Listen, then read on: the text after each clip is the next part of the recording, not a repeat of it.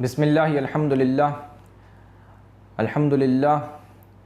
والصلاة والسلام علی رسول اللہ وعلی آلہ واصحابہ اجمعین اللہم صلی علی محمد وعلی آل محمد کما صلیت علی ابراہیم وعلی آل ابراہیم انکا حمید مجید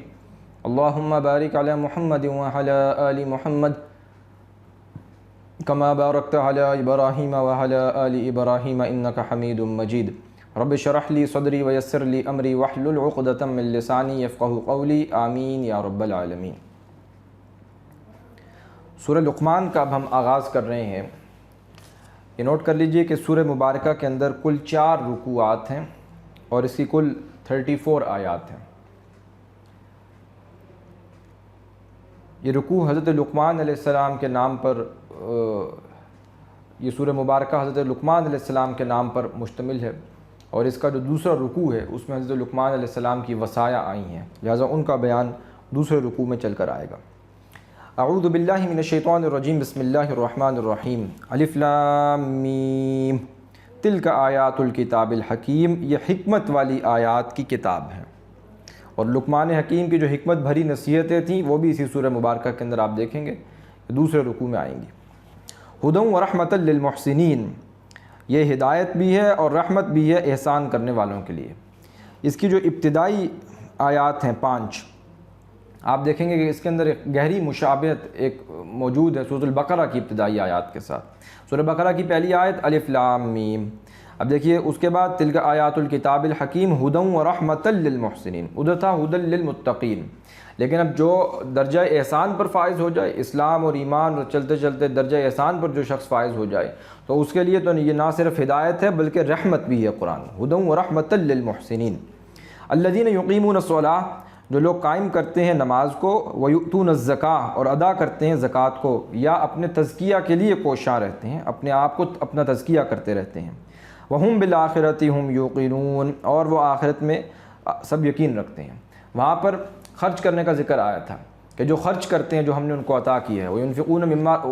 وَمِمَّا رَزَقْنَاهُمْ يُنْفِقُونَ، وہ اس رزق میں سے جو ہم نے ان کو عطا کر رکھا ہے اس میں سے خرچ کرتے ہیں۔ یہاں اس کو بدل دیا گیا زکوٰۃ سے، وَهُمْ بِالْآخِرَةِ هُمْ يُوقِنُونَ، اور وہ آخرت پر یقین رکھتے ہیں۔ پھر اگلی آیت نمبر 5 جوں کی توں،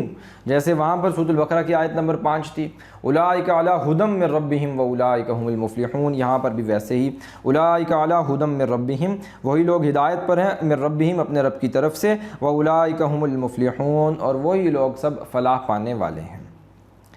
ومن الناس من یشتری لہو الحدیث، لوگوں میں سے کوئی ایسا بھی ہے جو خریدتا ہے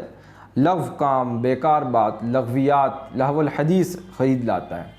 یہ لہو الحدیث کیا؟ یہاں پر تو تعویل خاص کے اعتبار سے نضر بن حارث ایک شخص تھا جو حضور صلی اللہ علیہ وسلم کا شدید مخالف تھا، دشمن تھا۔ اب اس نے دیکھا کہ اب ظاہر ہے کہ قرآن مجید پڑھا جا رہا ہے، دن میں پڑھا جا رہا ہے، لوگ سن رہے ہیں، اور عرب جو تھے وہ تو بہت حظ محسوس کرتے تھے اچھے خطبے کے اندر، اور کوئی فصیح و بلیغ اس قسم کا خطاب ہو تو قرآن مجید ان کو اٹریکٹ کرتا تھا۔ تو اب ان کی روک کے لیے، ان کو روکنے کے لیے، بالجبر تو اب روک نہیں سکتے، کیا کریں، تو روکنے کے لیے اس نے یہ ہیلا اختیار کیا کہ یہ شام گیا اور وہاں سے ایک عورت کو لے کر آیا جو ایک لونڈی تھی یا کنیز۔ اس کا معاملہ یہ تھا کہ وہ بہت خوبصورت گاتی تھی، تو اس گانے والی کو لا کر اس نے یہاں پر چھوڑا کہ اب لوگ قرآن کی طرف التفات نہ کریں بلکہ اس کے گانا سنیں، لہذا ساری رات اس کو سنتے رہیں گے تو دن میں سوئے رہیں گے تو نہ حضور صلی اللہ علیہ وسلم کی مجلس میں جا پائیں گے اور نہ قرآن سے فیض یاب ہو سکیں گے۔ لہٰذا یہ جو ہے خود سے ڈیلیبریٹلی گیا اور خرید کر کے لے کر آیا، اور یہ رؤسائے قریش میں سے تھا، بہت اس کا بڑا جو تھا وہ قریش کے یہاں اونچا ایک مقام تھا۔ وَمِنَ النَّاسِ مَن يَشْتَرِي لَهْوَ الْحَدِيثِ، لوگوں میں سے ایسے بھی ہیں جو خریدتے ہیں لغو بات کو، بیکار بات کو، لہو الحدیث کو، لِيُضِلَّ عَن سَبِيلِ اللَّهِ، تاکہ وہ گمراہ کریں اللہ کے راستے سے، بغیر علم، بنا کسی علم کے، وَيَتَّخِذَهَا هُزُوًا، اور وہ بنائیں اس راہ کو، یعنی کہ اللہ کی راہ کو، ہزوا مذاق، اللہ کے معاملے میں اللہ کی آیات کو، اللہ کے رستے کو ٹھٹا بنا دیں، مذاق بنا دیں۔ اولئک لہم عذاب مہین، یہی وہ لوگ ہیں کہ ان کے لیے دردناک عذاب ہے، رسوا کن عذاب ہے۔ وَإِذَا تُتْلَىٰ عَلَيْهِ آیاتنا، اور جب تلاوت کی جاتی ہیں اس پر ہماری آیات، وَلَّا مُسْتَكْبِرًا، تو وہ پیٹھ موڑ کر چل پڑتا ہے، یعنی کہ منہ پھیر لیتا ہے، تکبر کرتا ہے، استکبار کرتا ہے، كَأَن لَّمْ يَسْمَعْهَا، گویا کہ اس نے سنا ہی نہیں ہے اسے، گویا کہ اس نے سنی انسنی کر دی۔ کأن فی اذنیہ وقرا، یا یہ کہ اس کے کانوں میں بوجھ ہے، ثقل ہے کہ اس کو اب سنائی نہیں دے رہا۔ فبشرہ بعذاب علیم، تو خوشخبری دے دیں اسے دردناک عذاب کی، ایک بہت ہی دردناک عذاب ہے اس کے لیے، اس کی بشارت اس کو دے دیجیے۔ یہ خاص جو ہے تعویل خاص کے اعتبار سے نضر بن حارث کا معاملہ ہے، لیکن تعویل عام کے اعتبار سے بھی نوٹ کر لیجیے کہ آج کے دور کے اندر لوگوں کو بالکل اسی کام کے اندر لگائے رکھو کہ وہ کچھ نہ کچھ لہو الحدیث کی طرف، یعنی کہ وہ گم ہو جائیں کسی شے کے اندر۔ بالخصوص اب جو نئی نسل آ رہی ہے وہ پوری طرح ایک میچ ختم ہوا دوسرا شروع ہوا دوسرا، یعنی کہ اس کے اندر گم ہو جائیں۔ ایک یہ کہ انسان تھوڑا سا اپنی طبیعت کے اوپر کوئی اکتاہٹ پیدا ہو گئی ہے تو اس کے لیے ایک دوبارہ جس طرح کہ فریش لیوز آف ایگزسٹنس ہوتی ہے، تو اس کے لیے معاملہ ہو حلال میں سے ہو، وہ تو ایک علیحدہ معاملہ ہو گیا۔ لیکن یہ کہ کل وقتی اسی کے اندر گم رہیں اور اسی کے اندر پوری طرح ایسے مشغول اور مگن ہیں کہ اس لہو الحدیث سے باہر ہی نہ نکل پائیں، کہ گویا دنیا یہی ہے، یہی اصل ہے، تو وہ حقیقت ان کے اوپر منکشف نہ ہو سکے۔ جیسے کہ علامہ اقبال نے کہا کہ وہ جو ابلیس تھا اس نے اپنے کارندوں سے کہا تھا کہ مست رکھو ذکر و فکر صبح گاہی میں اسے، پختہ تر کر دو مزاج خانقاہی میں اسے۔ تو آج کے ابلیسوں نے اور آج کے شیطانوں نے تو اس سے آگے بڑھ کر اس کے لیے ایسا معاملہ کیا ہے کہ اس کو مست رکھو، ساری رات وہ اسی کے اندر مگن رہیں۔ جو بھی اب ویڈیو گیمز ہیں یا اسکرین ٹائم اتنا بڑھ گیا کہ 24 گھنٹے اسی کے اوپر بیٹھے رہو، اور اس کے لیے جو بھی لہو الحدیث ہے وہ اس کا بھرپور اسی کے اندر مگن رہو۔ کہ اب جو دنیا کے حقائق ہیں پہلے ہی ذہول اور نسیان کے پردے پڑے ہوئے ہیں، وہ اور گہرے اور دبیز ہو جائیں، اسی کے اندر گم رہو، اس سے نکل ہی نہ سکو۔ ان الذین آمنوا وعملوا الصالحات، وہ لوگ کہ جو ایمان لائے اور جن سب نے نیک اعمال کیے، لہم جنات النعیم، ان کے لیے باغات ہیں، نعمتوں والے جنات ہیں، خالدین فیہا، ہمیشہ ہمیش رہیں گے اس میں، وعد اللہ حقا، اللہ کا وعدہ حتمی ہے، سچا ہے، اٹل ہے، پختہ ہے، برحق ہے، وہو العزیز الحکیم، وہی غالب ہے، کمال حکمت والا ہے۔ خلق السماوات بغیر عمد، اسی نے پیدا کیا آسمانوں کو بنا کسی ستونوں کے، ترونہا، تم دیکھتے ہو انہیں، کوئی پلر تمہیں نظر آتے ہیں، کوئی آسمانوں کو دیکھو، کہیں کوئی شگاف ایسا نظر آئے، تمہیں کوئی بڑا ہال بنانا پڑ جائے تو کہیں نہ کہیں پلر کھڑا کرنا پڑتا ہے، پھر اس کو چھپاتے ہو سو انداز سے کہ اس کی رانائی ہال کی وہ متاثر نہ ہو، وگرنہ یہ کوئی ایسا سٹرکچر بنانے کی کوشش کرتے ہو کہ جس میں پلر نہ آ سکیں، پلر لیس ہو۔ تم ذرا آسمان کو دیکھو، یہ جو چھتری تنی ہوئی ہے آسمان کی کتنی پھیلی ہوئی ہے، اس کا ایکسٹینٹ دیکھو، ذرا اس کا ایریل ایکسٹینٹ دیکھو۔ وَأَلْقَىٰ فِي الْأَرْضِ رَوَاسِيَ، اور کیسے اس نے گاڑ دیے ہیں زمین کے اندر مضبوط پہاڑ، ان تمید بکم، کو وہ ہلا نہ دیں تمہیں، آئسوسٹیٹک ایکویلیبریم زمین کا متاثر نہ ہو جائے۔ وَبَثَّ فِيهَا مِن كُلِّ دَابَّةٍ، اس نے پھیلائے ہیں اس کے اندر ہر قسم سے چوپائے، کتنے جانور ہیں۔ وَأَنزَلْنَا مِنَ السَّمَاءِ مَاءً، ہم نے نازل کیا آسمان سے پانی، فَأَنبَتْنَا فِيهَا مِن كُلِّ زَوْجٍ كَرِيمٍ، اور ہم نے اگائے ہیں اس کے اندر ہر قسم سے نباتات جو جوڑے ہیں۔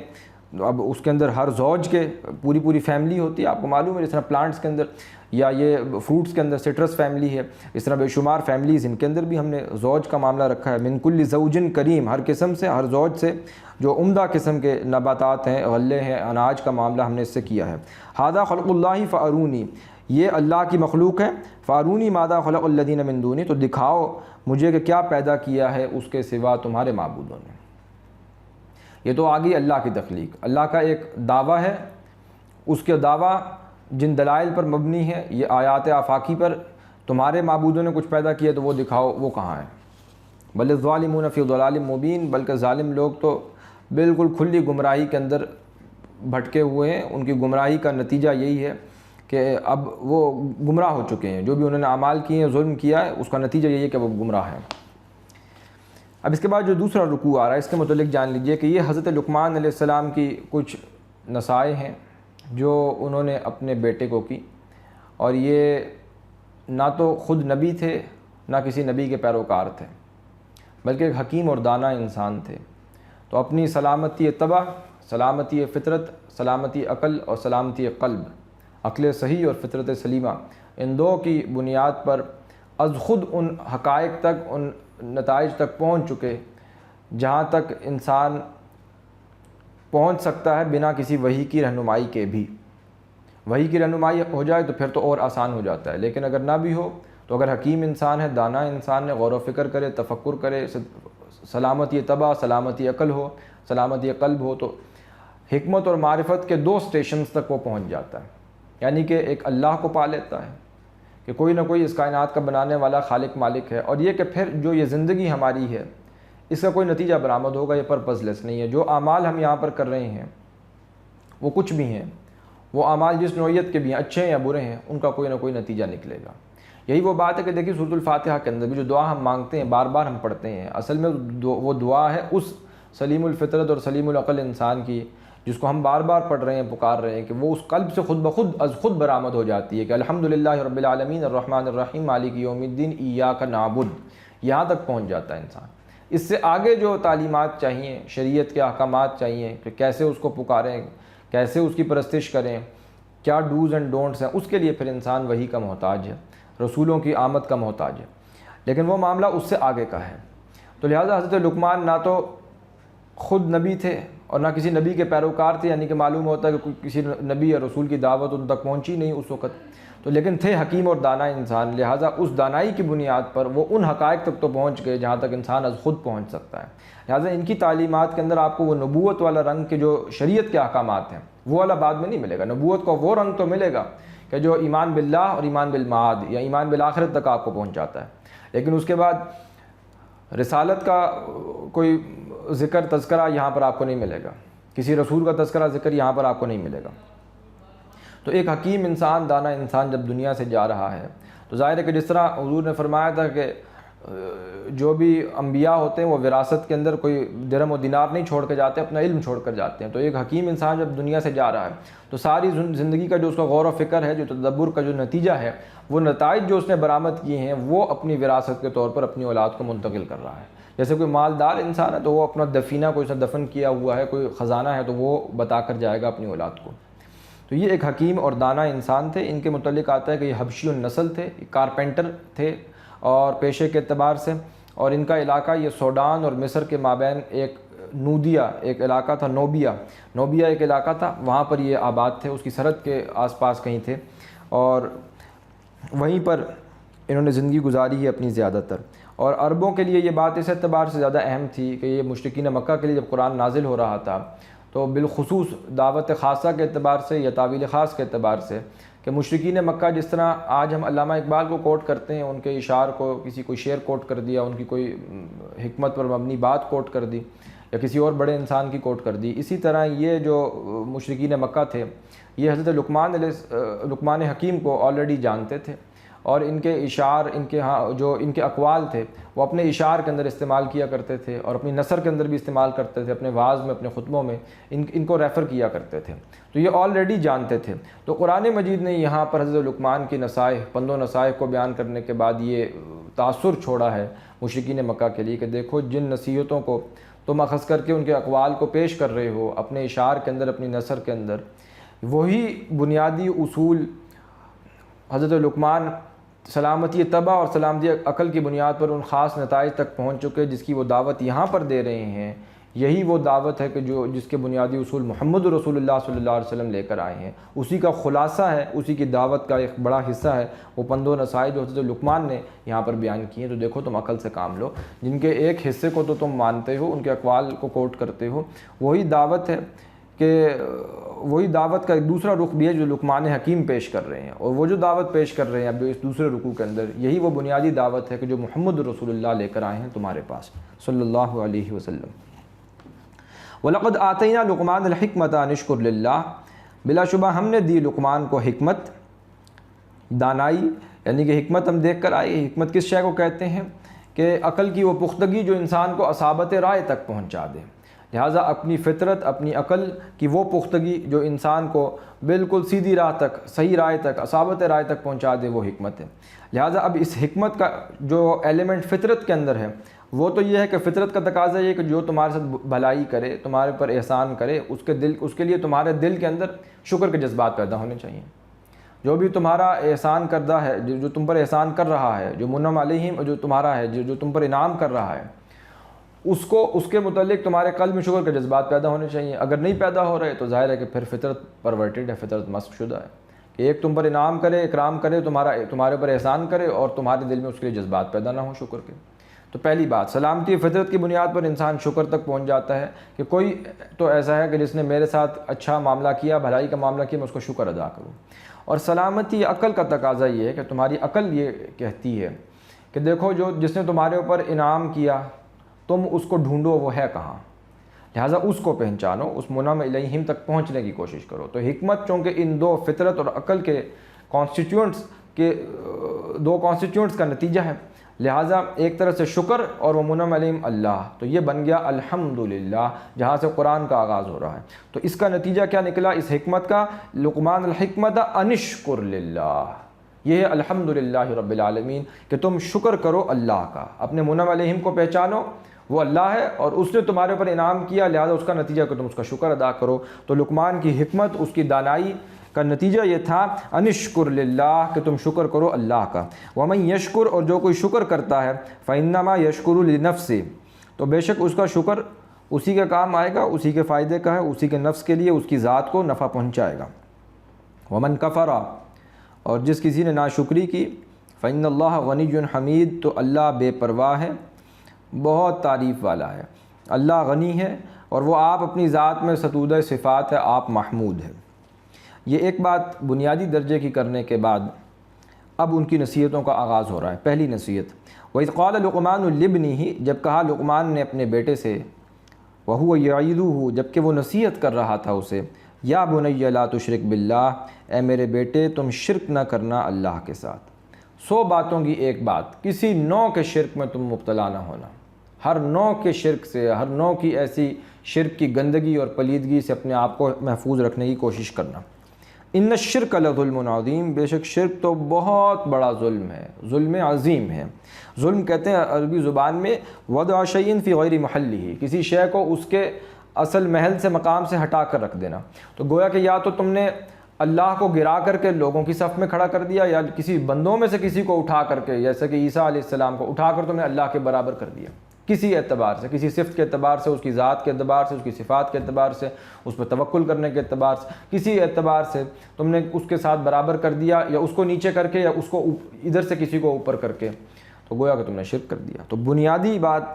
یا بنی لا تشرک باللہ، تم اللہ کے ساتھ شرک نہ کرو، ان الشرک لظلم عظیم، تو یہی سب سے بڑا ظلم ہے، یہ ظلم عظیم ہے۔ اب اس کے بعد جو اگلی بات آ رہی ہے وہ حضرت لقمان نے نہیں کہی، وہ اللہ تعالیٰ نے اپنی طرف سے کہی۔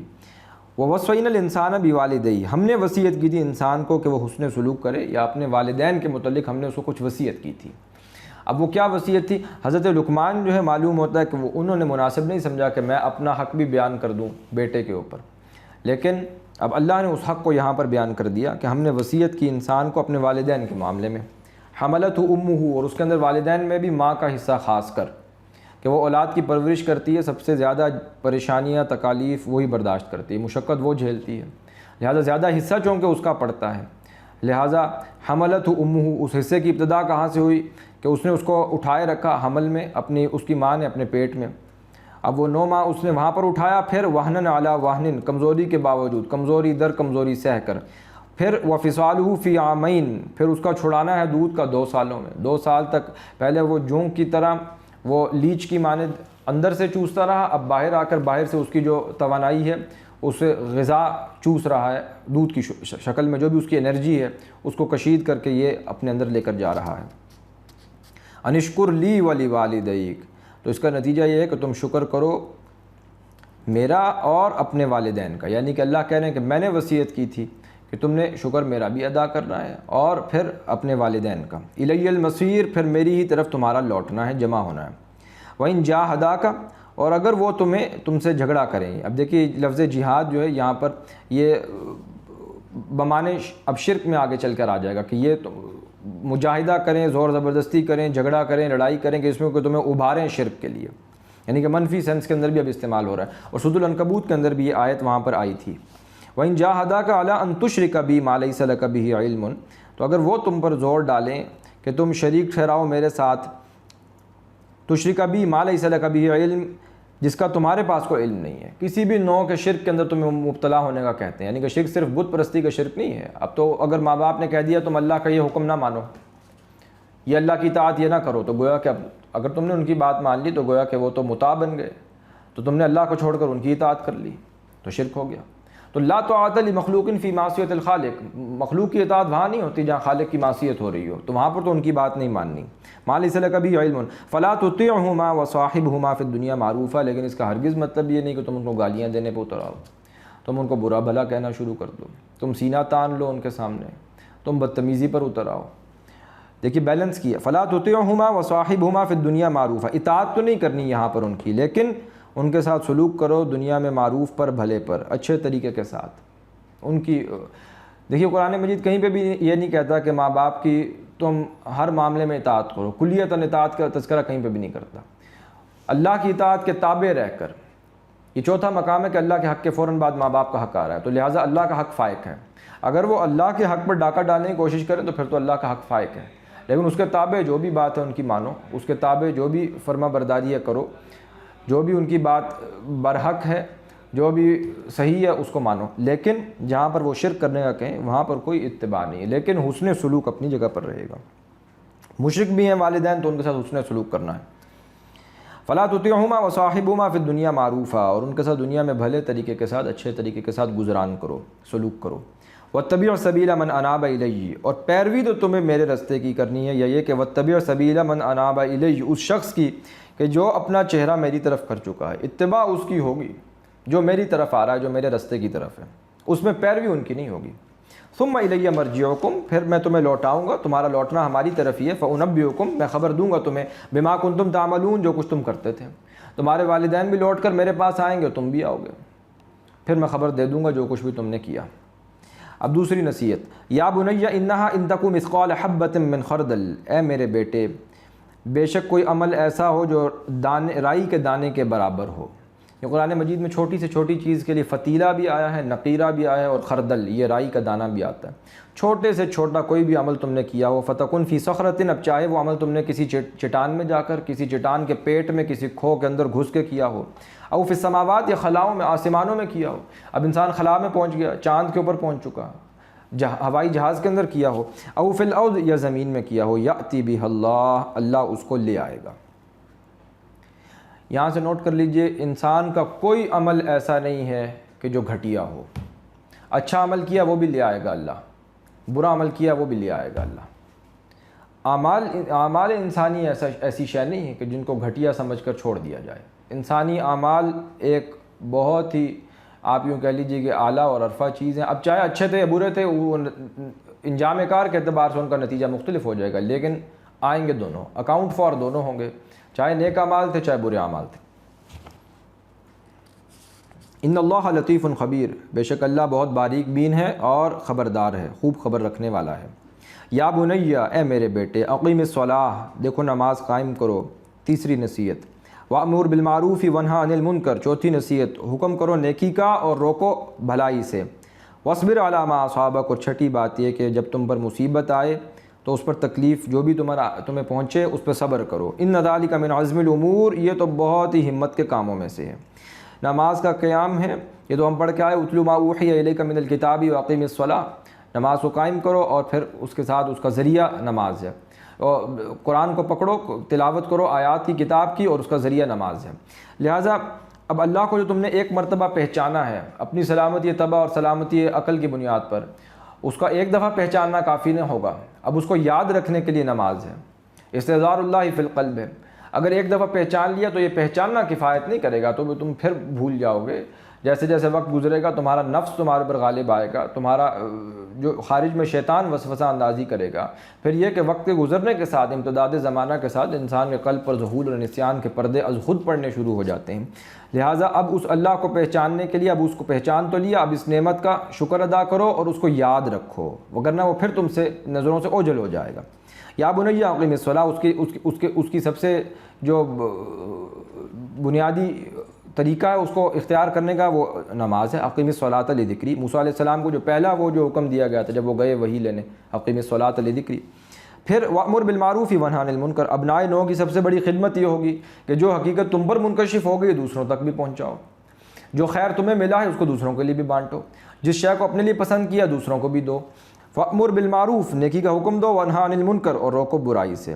تو انسان کی انسانیت کا، اس کی شرافت کا، اس کی مروت کا یہ لازمی تقاضا ہے کہ اب تم دوسروں کے لیے بھی خیر بن جاؤ، اور ان کو روکو برائی سے۔ اب جب تم یہ برائی سے روکو گے ونہا عن المنکر، تو اس کے نتیجے میں اگر تمہارے اوپر کوئی پریشانی آتی ہے، تکلیف آتی ہے، کوئی ریزنٹمنٹ ہوتی ہے، وَاصْبِرْ عَلَىٰ مَا أَصَابَكَ، تو پھر صبر کرنا اس کے اوپر جو بھی تمہیں پہنچے۔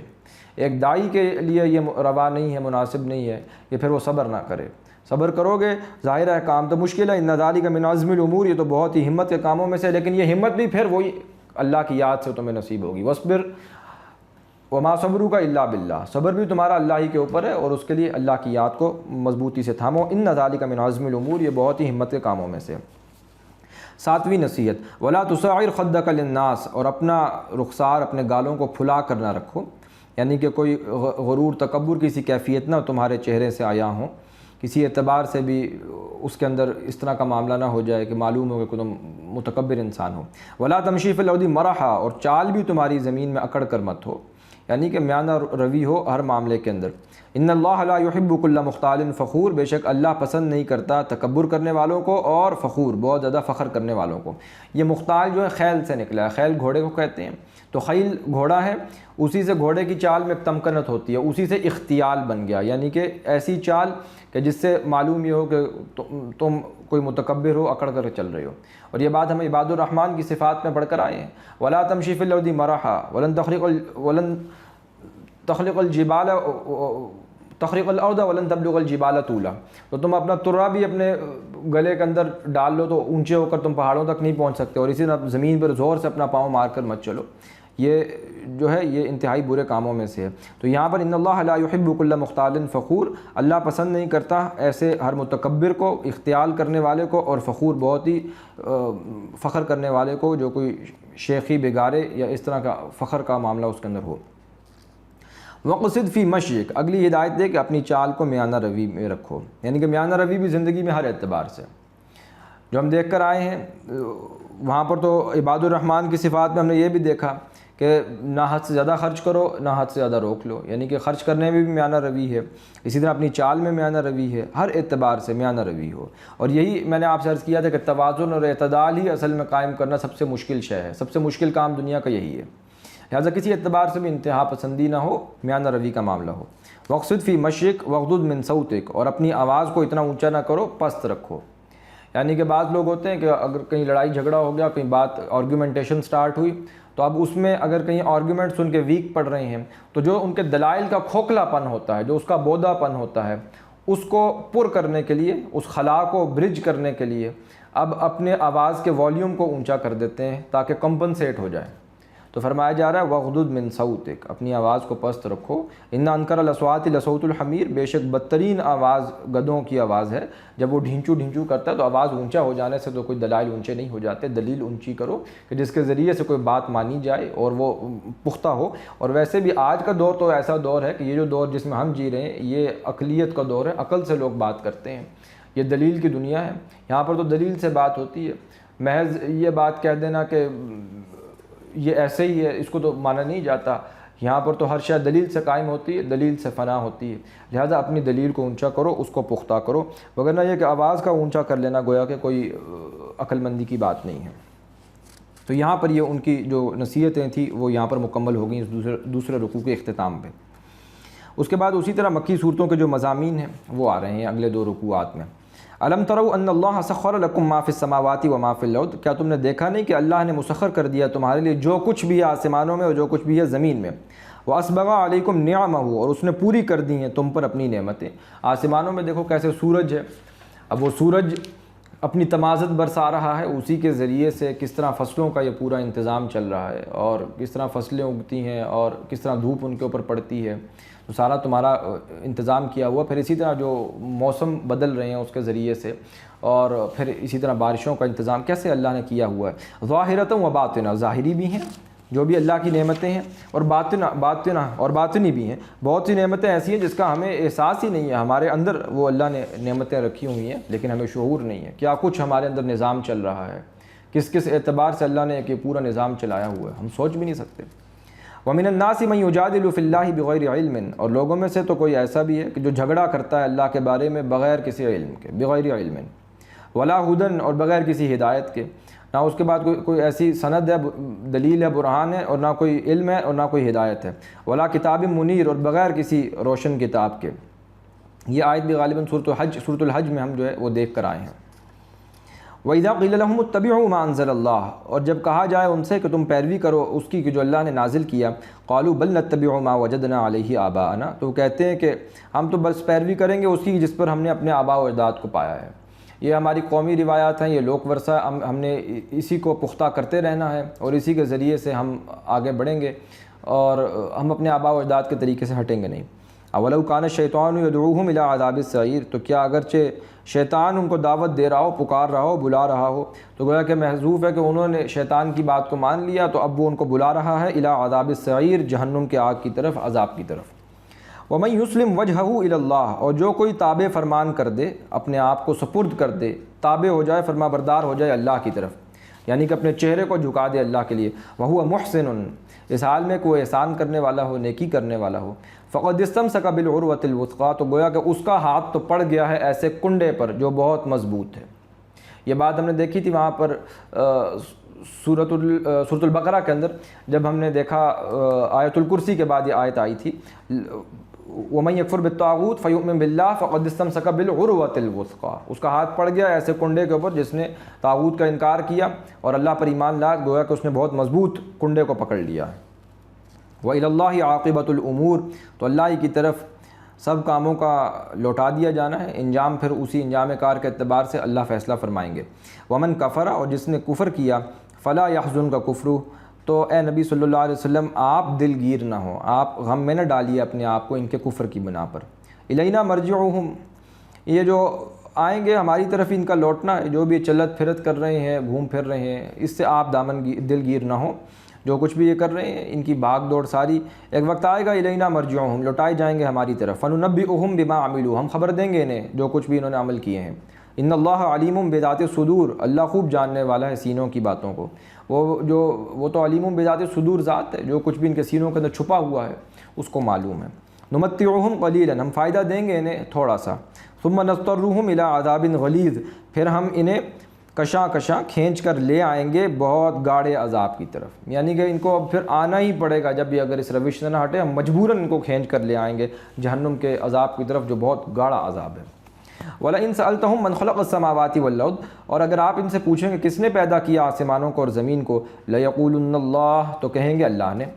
قُلِ الْحَمْدُ لِلَّهِ، آپ کہہ دیجئے کل کی کل تعریف اللہ ہی کے لیے ہے، بل اکثرهم لا يعلمون، بلکہ ان کے اکثر جانتے نہیں ہیں۔ یعنی کہ اگر اللہ نے ہر شے کو پیدا کیا تو پھر ساری حمد بھی اسی کے لیے ساری ثنا ہے۔ للہ ما فی السماوات والارض، پھر یہ لام تملیک ہے، اللہ ہی کے لیے جو کچھ ہے آسمانوں میں اور زمین میں سب اسی کی ملکیت ہے۔ ان اللہ هو الغنی الحمید، وہ اللہ بہت غنی ہے، بے پرواہ ہے، الحمید ہے، بہت تعریف والا ہے۔ ولو ان ما فی الارض من شجرۃ اقلام والبحر یمدہ من بعدہ سبعۃ ابحر ما نفدت کلمات اللہ۔ اب دیکھیے یہ ایک اہم آیت آ رہی ہے، اسی سے ملتی جلتی آیت سورۃ الکہف میں ہم نے دیکھی تھی، قل لو كان البحر مدادا لكلمات ربه لنفد البحر قبل ان تنفد كلمات ربي ولو جئنا بمثله مددا۔ وہاں پر صرف اقلام کا، قلموں کا ذکر نہیں آیا تھا، وہاں یہ ذکر آیا تھا کہ اگر یہ سمندر روشنائی بن جائے اور اللہ کے کلمات کو لکھنے بیٹھیں تو یہ روشنائی اللہ کے کلمات کو لکھنے کے لیے ناکافی ہوگی۔ یہاں پر آیا ولو ان ما فی الارض من شجرۃ اقلام والبحر یمدہ، اگر جو کچھ بھی زمین میں جتنے درخت ہیں وہ قلمیں بن جائیں، والبحر، اور سمندر کی روشنائی، یمدہ، مدد دیں اس کے اوپر، من بعدہ سبعۃ ابحر، اسی طرح کے اور 7 سمندر آئیں۔ سمندر ہے جتنے بھی زمین کے اوپر موجود ہیں، 71% تو اس وقت زمین کا جو ہے وہ اوشنز کے اوپر مشتمل ہے یا واٹر کے اوپر مشتمل ہے، اور اس میں سے بڑا حصہ اوشنز کے اوپر مشتمل ہے۔ تو اگر 75% پانی کا تو اس میں تو 70 کے اراؤنڈ، تو آپ یوں کہہ لیجیے 67% کے اراؤنڈ تو اوشنز ہے۔ تو یہ جتنا پانی ہے زمین کے اوپر، اس میں بالخصوص جو سمندر ہیں ان کو لے لیا جائے اور پھر ان سمندروں کی 7 سمندر اور لائے جائیں جو اس کی مدد کریں، اور زمین کے جتنے درخت ہیں وہ قلم بن جائیں۔ ما نفدت کلمات اللہ، وہ لکھنے بیٹھیں تو وہ اللہ کے کلمات کو لکھ نہیں پائیں گے، اس سے پہلے کہ یہ کلمیں ختم ہو جائیں، سمندر کی روشنائی ختم ہو جائے، اللہ کے کلمات ختم نہ ہوں گے۔ اور اللہ کے کلمات سے کیا مراد ہے؟ ہر وہ شے جو اس کائنات میں ہے وہ اللہ کے کلمہ کن کا ظہور ہے، جو اللہ نے تخلیق کیا ہے۔ اب یہ ٹریلینز آف لائٹ ایئرز کے اوپر دیکھ رہے ہیں ٹیلیسکوپ کے ذریعے سے، ابھی بھی سرا نہیں مل رہا کہ کہاں کائنات ختم ہو رہی ہے۔ تو اللہ کی تخلیق اور باطنی بھی ہے ظاہری بھی ہے، تو ظاہری ہم دیکھ کر آئے بھی پہلے کے، اور باطنی اعتبار سے چھوٹی سے چھوٹی چھپی ہوئی چیز کہاں کہاں تک، ابھی وہ مائکروسکوپ سے وہ کیا کچھ دیکھ لیا، یہ نیوکلیس تک دیکھ لیا، اس کے اندر پھر جو کچھ ہے وہ دیکھ لیا، سیل دیکھ لیا، اور پھر وہ کروموسومز دیکھ رہے ہیں، جینز دیکھ رہے ہیں، جینیٹک انجینئرنگ، نامعلوم ابھی اور کیا کچھ موجود ہے۔ ان اللہ عزیز حکیم، اللہ بہت غالب ہے، بہت حکمت والا ہے، اللہ کی کائنات کی وسعت بہت زیادہ ہے، اس کا کوئی احاطہ نہیں کر سکتا، اس کے کلمات کو، اس کے کلمہ کن کا کوئی احاطہ نہیں کر سکتا۔ ولا یعودہ حفظہما ما خلقکم ولا بعثکم الا کنفس واحدہ، نہیں تمہارا پیدا کرنا ہے، یعنی کہ تم سب کو پیدا کرنا اور دوبارہ اٹھایا جانا اللہ کے لیے مشکل نہیں ہے، الا کنفس واحدہ، مگر ایک جان کی مانند ہے، احوان الیہ، ہم دیکھ کر آئے ہیں، تمہارا پیدا کرنا اور تمہارا دوبارہ اٹھایا جانا اللہ کے لیے تو بالکل مشکل نہیں ہے، جیسے ایک جان کی مانند ہے اسی طرح ہے۔ اور یہ کائنات کا جو بھی انتظام ہے، ایک تو ایک اس کی وسعت ہے جو اس نے پہلے بتائی، اب جو انتظام ہے زندگی کا جو چل رہا ہے اللہ کے لیے بہت آسان ہے، اس نے بہت آسانی کے ساتھ یہ سارا نظام چلایا ہوا ہے، وہ چل رہا ہے۔ ان اللہ سمیع بصیر، اللہ خوب سننے والا ہے، دیکھنے والا ہے۔ الم تر ان اللہ یولج اللیل فی النہار، کیا آپ نے دیکھا نہیں کہ اللہ داخل کرتا ہے، پرو کر لاتا ہے رات کو دن میں، ویولج النہار فی اللیل، اور پرو کر لاتا ہے دن کو رات میں۔ اب اس کے دو معنی ہو سکتے ہیں، ایک تو یہ کہ دن جاتی ہے رات آ جاتا ہے، جس طرح تسبیح کے دانے ہوتے ہیں، ایک بلیک ایک وائٹ،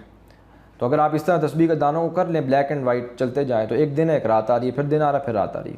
لیکن دوسرا کیا ہے کہ یہ دن انکروچ کرتا ہے آہستہ آہستہ رات میں،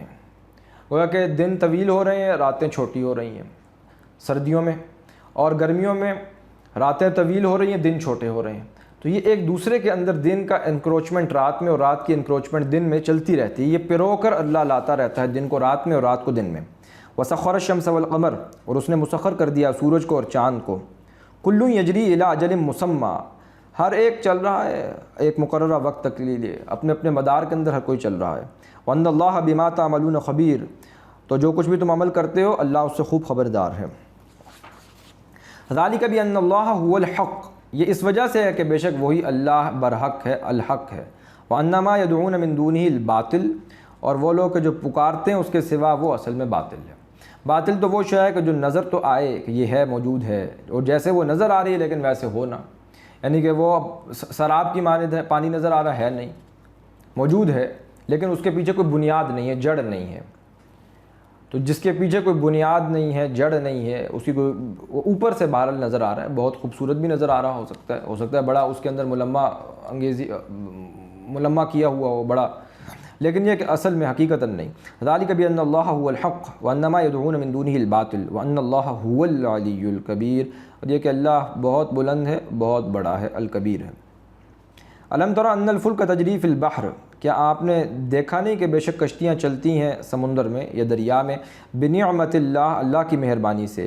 لیریکم من آیاتہ، تاکہ وہ دکھائے تمہیں اپنی کچھ نشانیوں میں سے، ان فی ذلک لآیات لکل صبار شکور، اس میں نشانیاں ہیں جو بہت صبار ہے، صابر ہے، شاکر ہے اور بہت شاکر ہے۔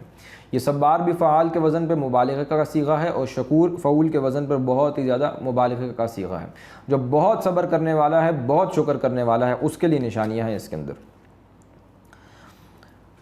وَإِذَا غَشِيَهُمْ مَوْجٌ كَالظُّلَلِ دَعَوُا اللَّهَ، جب ڈھانپ لے جائے ان کو کوئی موج صاحبانوں کی طرح تو وہ پکارتے ہیں اللہ کو۔ جب آئی کوئی موج آئی سمندر کے اندر تو بہت اونچی اونچی موجیں آ رہی ہیں، تو وہ جب ان کو ڈھانپ لے جاتی ہے تو یہ جب ان کے اوپر سے گزرتی ہے تو اس کے بعد یہ پکارتے ہیں اللہ کو، مخلصین لہ الدین، خالص کرنے والے اس کے لیے اپنے دین کو۔ فلما نجاہم، جب وہ نجات دے انہیں الی البر، خشکی کی طرف لے آئیں، فمنہم مقتصد، تو ان میں سے کوئی ہی ہے ایسا کہ جو سیدھی راہ پر قائم رہتا ہے، یعنی کچھ ہوتے ہیں کہ جو سیدھی راہ پر، مقتصد راہ پر، بیچ کی راہ پر آتے ہیں، وگرنہ اکثر و بیشتر پھر ویسے ہی شرک کرنے لگتے ہیں، شرک کا رستہ اختیار کرتے ہیں۔ وما یجحد بآیاتنا الا کل ختار کفور، اور نہیں انکار کرتا ہماری آیات کا مگر وہ شخص کہ جو نہایت عہد کو توڑنے والا بھی ہے اور بہت ناشکرہ بھی ہے۔ یا ایھا الناس، اے لوگوں، اتقوا ربکم، اپنے رب کا تقوی اختیار کرو، واخشوا یوما لا یجزی والد عن ولدہ، اور ڈرو اس روز سے کہ جس دن والد اپنے بیٹے کے کام نہ آئے گا، کوئی والد کام نہ آئے گا، کوئی باپ اپنے بیٹے کے کام نہ آئے گا. تو جب یہ رشتہ کام نہیں دے رہا، فائدہ نہیں دے رہا، ولا مولود ہوا جازن عن والدی شیئا، تو پھر کوئی بیٹا بھی کام نہ آئے گا اپنے والد کے کچھ بھی. تو دیکھو جب نہ والد کام آ رہا نہ بیٹا کام آ رہا تو پھر کوئی اور کون سا رشتہ ہے؟ کوئی رشتہ کام نہ آئے گا. یوم یفر المرء من اخیہ و امہ و ابیہ و صاحبتہ و بنیہ، بیوی خاوند سے بھاگے گی اور ماں بیٹے سے، اولاد سے، ہر کوئی ایک دوسرے سے بھاگ رہا ہوگا. بھائی بھائی کو نہ پوچھے گا. ان وعد اللہ حق، یاد رکھو یہ اللہ کا وعدہ حق ہے، سچا ہے، اٹل ہے.